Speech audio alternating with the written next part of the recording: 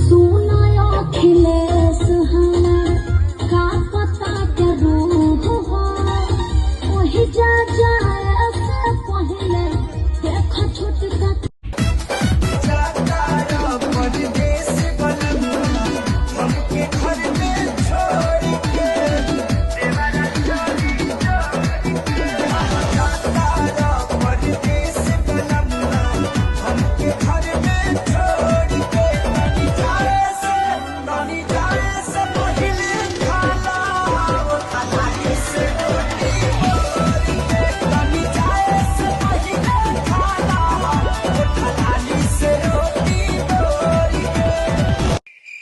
क्या सोच रहा है भाई? उनसे मिलेंगे तो हम क्या कहेंगे, ये सोचा न समझा न जाना है। जाके बोल उसको।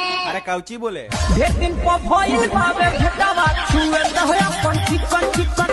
भाग भाग जूते भाग, बहुत दो गला बाटी थी। माफ करना, मैं हट जो वहाँ से हट।